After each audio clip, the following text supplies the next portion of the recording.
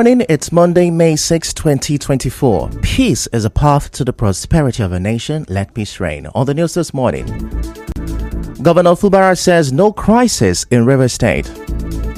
Federal government faults labor unions' position on electricity tariff hike. Foreign scene, 3 Israeli soldiers killed. I'm Ifechukwumoyle with the news. River State Governor Siminalayi Fubara says there is no crisis in the state. The governor said his administration is rather focused on delivering good governance to the people of River State.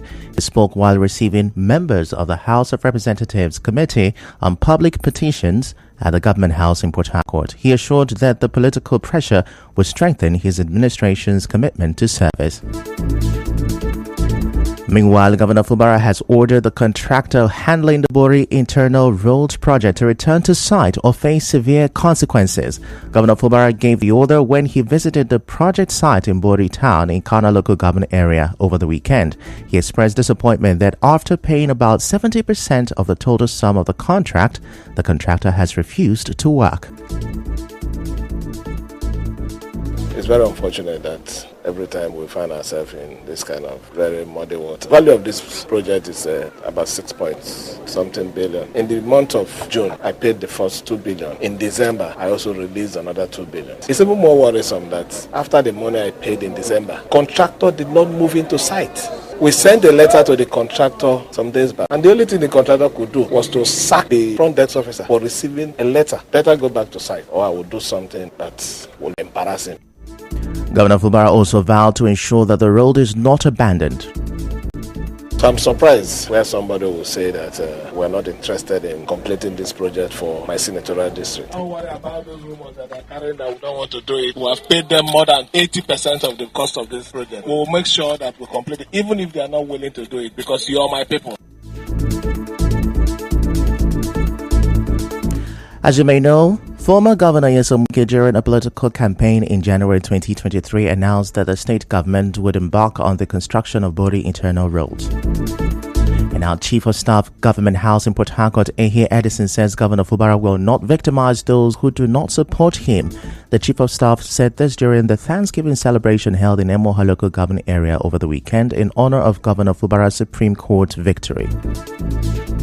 A man who understands governance. Having said that, Emoha people, I want to assure you on behalf of our principal that whether those who support him and those who do not support him, His Excellency will not victimize anybody. Or they hear me? Politics is over. This is time for governance. And the governor is doing exactly what he knows how to do best, dishing out the dividends of democracy to all Rivers people across the 23 local government areas of Rivers State. On the spot, a former coordinator of the Grassroots Development Initiative GDI, Collins Onuwo, spoke on why he left the group to support Governor Fubara.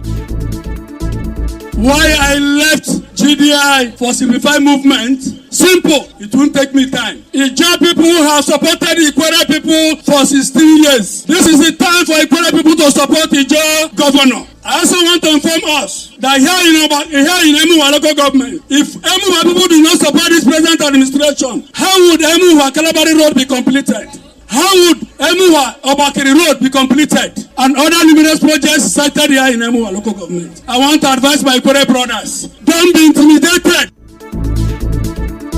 Moving on, the State Wing Trustees and Executive Council of the Nigerian Union of Teachers (NUT) in River State say they are appreciating Governor Fubara for donating over 200 million naira for the construction and completion of the Teachers Secretariat building along Obirikwere axis of Port Harcourt.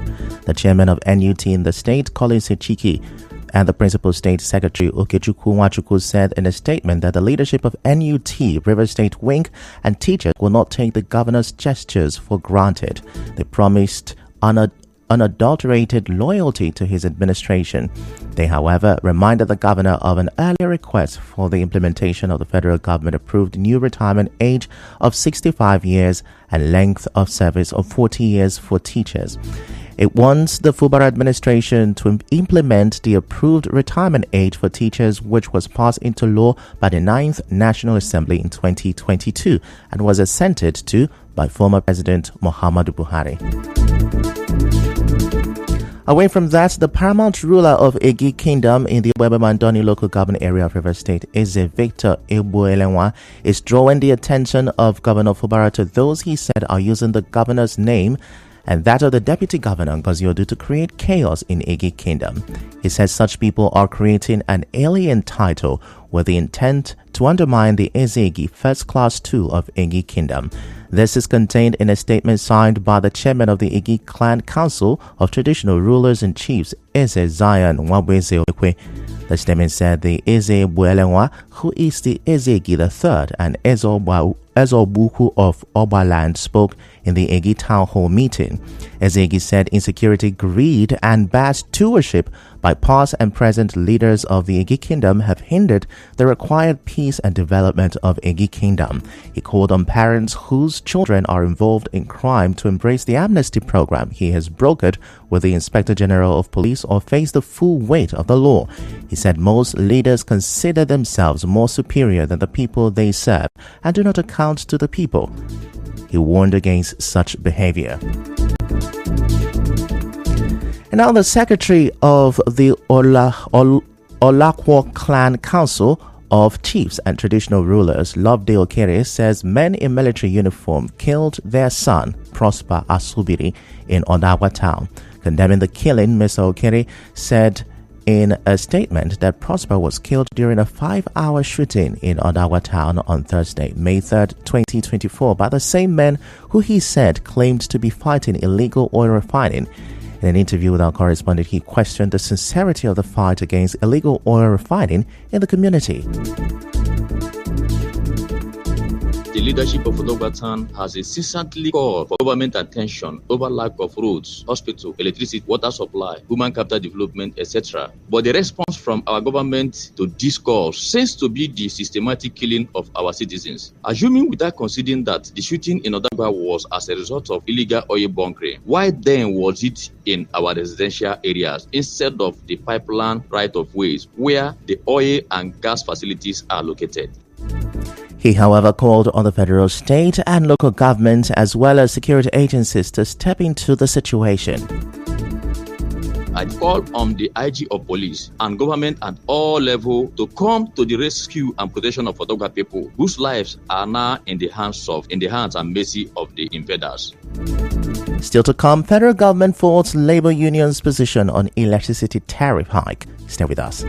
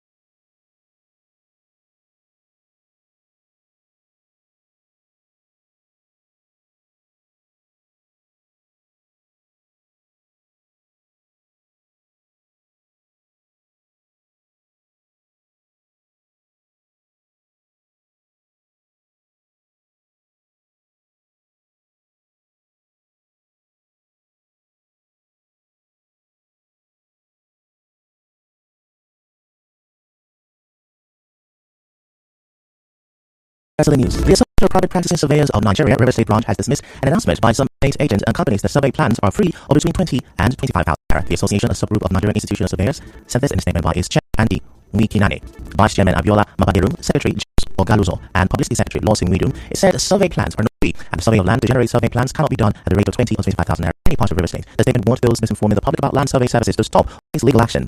It said there are fees for different categories of land surveying, and charges then the approved minimum amounts are unethical, and defaulters will be sanctioned. The statement said any survey out of the rights procedure is fake. It encouraged the public to check the originality and registration status of their land and survey at the Office of the Surveyor General or at their secretariat by Flyover Airport Road.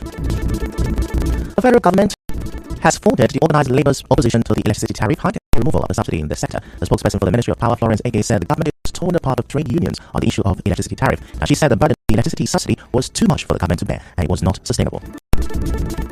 Well, the Trade Union Congress on Sunday insisted on the 2-week ultimatum it gave to the federal government to reverse the tariff. The TUC president Festus Osifo made it. He also justified their demand of 615,000 naira as minimum wage. You don't go with your barest minimum. That is not how it is done. So if you are doing negotiations, you look at from your own point of view. What do you think is fair? Looking at all parameters, so you put everything together. So it is now when you take that value or that position, the other party will now also come to the table with their own position. Then you will not start counter argument. You will offer and counter offer before the minimum wage is arrived at. He said he expects the parties involved to negotiate.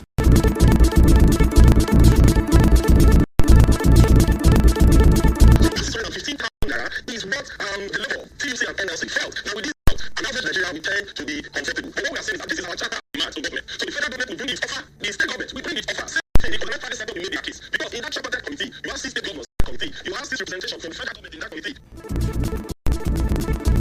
And now we're bringing news from around the world. Israel has closed the Kerem Shalom crossing into Gaza after Hamas fired rockets from within the strip. Israel said the attack killed 3 of its soldiers, injuring several others. The crossing is one of the few routes to get humanitarian aid, including food and medical supplies, into Gaza.